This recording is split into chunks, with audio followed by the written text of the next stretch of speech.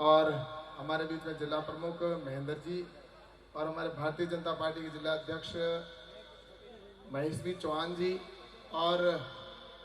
यहाँ के प्रधान प्रतिनिधि जोगेंद्र जी और सभी मंच पर बैठे अतिथिगण और हमारे इतने अच्छे अच्छे कलाकार भाई ओम जी और बहन गीता जी, सरिता जी हमारे खारवाल और एक छोटी गुड़िया भी बैठी है।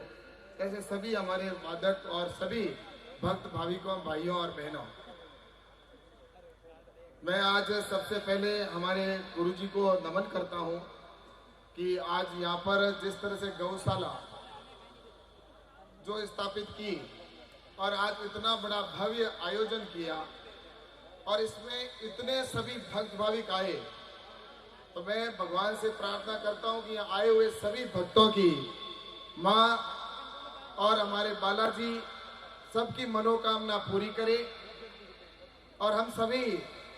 आज जिस उद्देश्य के लिए यहाँ पर आए, हम सभी गायों के लिए आए और गौ माता के लिए यहाँ पर आए। और मुझे कुछ दो तीन चीजें कहनी है कि जिस माँ के लिए हम यहाँ पर आए हैं उसके लिए यहाँ आने की आवश्यकता क्यों पड़ी, आज देश के अंदर गायों की ये दुर्दशा क्यों, जो हमारी आज अभी यहाँ पर जिस तरह से हमारे भक्त ओम जी ने जिस तरह से पूरा यहाँ पर गायों के बारे में जो दुर्दशा के बारे में बताया, और उस समय जैसा कि जब उन्होंने दुर्दशा की बात की हम तालियां बजा रहे थे, मुझे ये ठीक है कि हम भजन के ऊपर तालियां बजाते हैं, लेकिन दिल में कहीं न कहीं पीड़ा है कि गायों की ये दुर्दशा है। और इस दुर्दशा के लिए कहीं न कहीं मुझे लगता है जो गाय हमारी गौ माता है, जिसमें हम 33 करोड़ देवी देवता का वास का कहते हैं,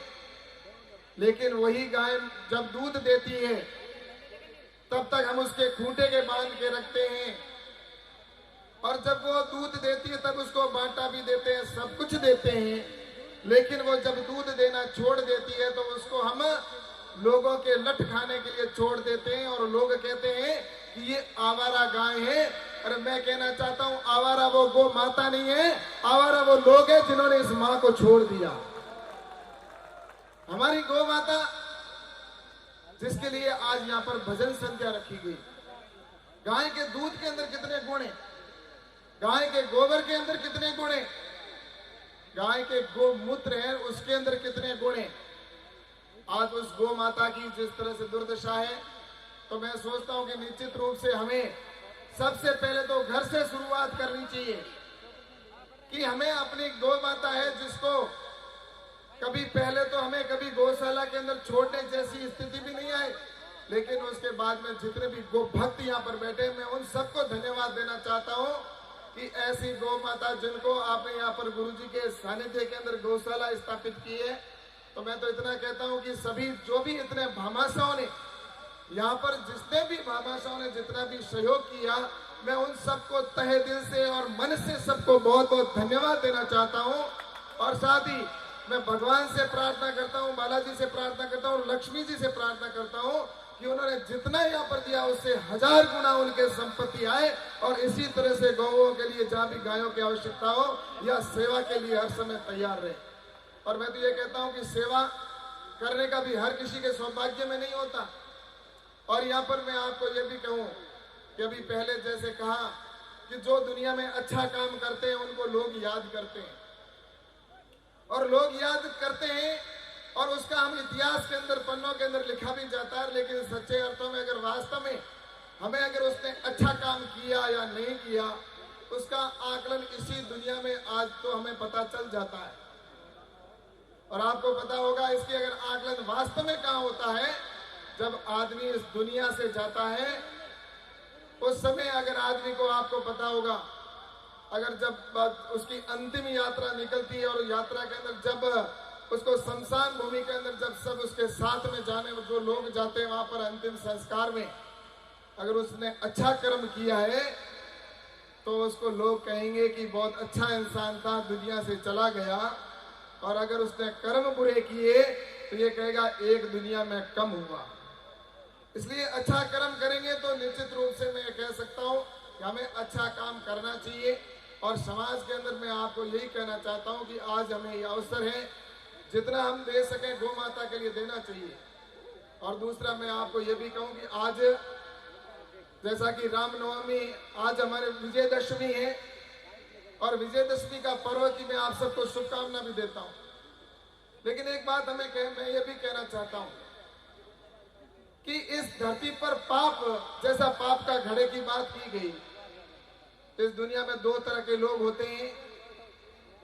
एक वो होता है जो देवता होता है, जो देने वाला होता है, हमेशा उसको देवता कहते हैं। देवता इसलिए कहलाएंगे कि वो देने वाला है। एक देने वाला होता है, दूसरा वृत्ति का व्यक्ति होता है जो राक्षस वृत्ति का होता है। कुछ लोग इस बात में भी खुशी मनाते हैं कि किसी को देकर खुश होते हैं, तो कोई लोग कुछ होते हैं लेकर खुश होते हैं। कुछ लोग यहाँ पर आए हैं, मंदिर के अंदर आते हैं, यहाँ पर मंदिर में दक्षिणा देकर खुश होते हैं।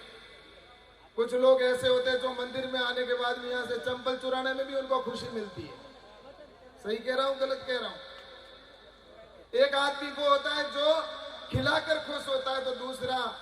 खाकर खुश होता है। इसलिए हमें यह तय करना है कि हमें किस तरह का व्यक्ति बनना है। आज मैं आपको यही कहना चाहता हूं कि आने वाले समय के अंदर कुछ ऐसा करके जाना चाहिए कि दुनिया हमें याद करे। और वास्तव में मैं आज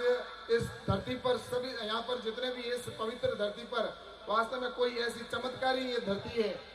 जहाँ पर इतनी बड़ी संख्या के अंदर आज इतने सभी गौ माता के लिए आए हैं। मैं आप सबको वास्तव में इतना तहे दिल से धन्यवाद देना चाहता हूँ कि इतनी बड़ी संख्या में आए, और सबने जो आयोजन किया उनको भी मैं धन्यवाद देना चाहता हूँ। और मैं इस बात के लिए भी आप सबको पुण्य का हर अंश मिलता है। ओम जी, आपको पता है, आपने जैसा अभी कहा कि मेरे को भी कुछ मिलेगा, चाहे थोड़ा बहुत भी मिले। देने में, दुनिया में दानदाताओं की हर व्यक्ति है, कोई रक्त देता है, कोई अपना पैसे का दान करता है, कुछ लोग आंखों का दान करते हैं। लेकिन मैं तो ये कहता हूँ कि सबसे बड़ा दान समय दान है। और सबसे बड़ा जो समय दान है, जो आपने जीवन का कभी वापस वो समय आना नहीं है। आप सब गो माता के लिए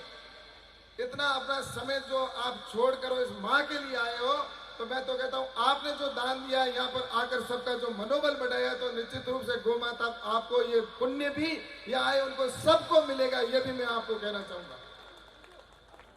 इसलिए मैं आपसे इतना ज्यादा समय नहीं लूंगा, लेकिन मैं आपको एक बात ये जरूर कहूंगा कि हम जहां भी रहें, जिस जगह भी रहें, लेकिन कुछ अच्छा करने का सोचें। और अच्छा करने का सोचता है तो निश्चित रूप से भगवान हमेशा उसका अच्छा ही करता है। पॉजिटिव सोच लेकर चलना चाहिए। आपको पता होगा आज इस युग है, इस युग में जैसा मैंने पहले कहा सतयुग और कलयुग, और सतयुग और कलयुग के अंदर जैसा कि हम सब जानते हैं कि इस कलयुग के अंदर आदमी, और जो जिस तरह से पहले देवी देवता होते थे और भगवान, जिसको हम, जो आदमी, कोई भगवान कुछ नहीं, इंसान नहीं भगवान होता है। और मैं तो इतना कहूंगा आपको कि आने वाले समय के अंदर हम कुछ अच्छा करके जाएं दुनिया में। और गौ माता के लिए संध्या रखिए। मैं ज्यादा समय न लेकर मैं तो आपको धन्यवाद देता हूं आप सबको। और मेरे को जैसा कहा गया, मैं तो ये कहना चाहता हूँ क्या मैंने दिया, कुछ नहीं दिया। अभी जैसा कि ताली बजा रहे थे कि कुछ पैसा है, मेरा कुछ नहीं है, जो कुछ है वो आपका है, आपका है, आपको और गौ माता के लिए, गौ माता के, मेरा कुछ नहीं है। मैं तो इतना कहना चाहता हूं। और दूसरा मैं आपको और कहूं एक बात जो धर्म और अधर्म की है, और इस सृष्टि के अंदर आपको पता होगा, जब क्योंकि पाप और पुण्य की बात आती है, तो आपको पता होगा एक बर्बरिक नाम का जो बर्बरिक है, जिसको महाभारत के अंदर आपने देखा होगा कि बर्बरिक, किसी ने नाम सुना होगा। बर्बरिक जब युद्ध के अंदर गया था, कौरवों और पांडवों के बीच में युद्ध हुआ, और कौरवों और पांडवों के बीच में युद्ध हुआ, तो बर्बरिक नाम का एक जो भीम का पोता था, और वो जब बर्बरिक युद्ध के अंदर जा रहे थे, तो उस समय उन्होंने कहा था, और उस समय रास्ते में कृष्ण भगवान उनको मिलते हैं, और कृष्ण भगवान उनसे मिलते कि कहाँ जा रहे हो, तो वो कहते हैं मैं जा रहा हूँ युद्ध के लिए, जो महाभारत होने वाली है उसके अंदर, तो तुम किसकी ओर से लड़ोगे? तब उन्होंने कहा कहा कि मैं कौरवों की पांडवों की ओर से लड़ूंगा। और जब वो कृष्ण भगवान भी पांडवों के पक्ष में हम सब जानते हैं, लेकिन जब युद्ध हुआ और उससे पहले बर्बरीक को जब देखा, उन्होंने कहा कि तुम्हारे में ये तो सिर्फ तुम्हारे पास 3 तीर है, और बर्बरीक के पास में सिर्फ 3 तीर थे। वो तीर 3 लेकर जब वो निकले, तब कृष्ण भगवान ने पूछा कि तुम 3 तीर से क्या करोगे? तब उन्होंने कहा कि 3 तीर हैं, उनसे एक तीर से तो मैं पूरे युद्ध भूमि में जितने लोग बैठे हैं उनको मैं वहां पर उनके प्राण हरूंगा, और दूसरे में पहले मैं सबको घायल करूंगा, और दूसरे में सबके प्राणों को लूंगा, और तीसरे तीर के अंदर निर्भय होकर मैं युद्ध भूमि से बाहर निकलूंगा। सिर्फ 3 तीर के अंदर उन्होंने कहा मैं पूरे युद्ध को 3 तीर से खत्म कर दूंगा। तब कृष्ण भगवान ने सोचा, परीक्षा ली उनकी कि तुम बताओ कैसे 3 तीर से खत्म करोगे। तब पास में एक पीपल का पेड़ था, और उस पेड़ के कहा कि इस पेड़ के अगर तुम पूरे छेद एक साथ कर दो तो मैं मान लूं। तब बर्बरीक ने तीर जैसी कमान से निकाला, और तीर जैसी कमान से निकालते कृष्ण भगवान एक पत्ता जो जमीन पर पड़ा उसके ऊपर पैर रख देते हैं, और पैर रखते तब उनको पता है कि शायद ये पत्ता बर्बरीक ने देखा नहीं है, इसलिए यहाँ तीर नहीं लगेगा। लेकिन जैसे ही बर्बरीक ने तीर मारा, और तीर मारते ही जो सीधा सारे पत्तों के अंदर छेद हुए, लेकिन कृष्ण भगवान के पैर के अंदर से जाकर उस पत्ते के ऊपर तीर लगा। तब कृष्ण भगवान मान गए कि ये व्यक्ति योद्धा है, और तब कृष्ण भगवान सुदर्शन चक्र चलाते हैं, और सुदर्शन चक्र चलाकर, और उसको जब सामने सुदर्शन चक्र चलाते हैं, तब बर्बरीक खड़ा होकर कहता है कि मैं धन्य हूँ कि मेरे को भगवान आप स्वयं सुदर्शन चक्र लेकर आज मेरे सामने आए हो, मुझे मेरे का मोक्ष कर रहे हो, इसलिए मैं आपको नतमस्तक होकर कहता हूँ। लेकिन मेरी एक मांग है, और वो मेरी मांग क्या है कि मेरे को, मैं ये युद्ध देखना चाहता हूँ, जो कौरवों और पांडवों के बीच में जो युद्ध हो रहा है वो मैं देखना चाहता हूँ। और वो जब युद्ध दे उस समय कृष्ण भगवान उनकी बात मानते हैं, और उनका जो, और वो युद्ध होने से पहले बर्बरीक को वहां पर पहाड़ के ऊपर वो एक स्थान पर ले जाकर उनका सिर रख दिया जाता है जब वो, और उसके बाद में कृष्ण भगवान, और वो जो युद्ध है वो बर्बरीक पूरा देखते हैं, और युद्ध देखने के बाद में जब वापस युद्ध खत्म होता है, तब वापस कृष्ण भगवान आकर और उनकी मुक्ति करते हैं। तो इस तरह से मैं आपसे कहना चाहूंगा कि ये जो उस समय भी सतयुग और जो सत्य और असत्य की बात थी, तो आज भी सत्य और असत्य यहीं पर है, कहीं पर भी नहीं है। इसलिए मैं आपसे यही कहूंगा कि सतयुग और द्वापर युग, कलयुग, ये युग सब हम आज अपनी आंखों से यहाँ पर देख रहे हैं। ये गायों की जो दुर्दशा हो रही है, इसी तरह से आज माँ, हमारी हर माँ, आज जो जन्म देने वाली माँ है,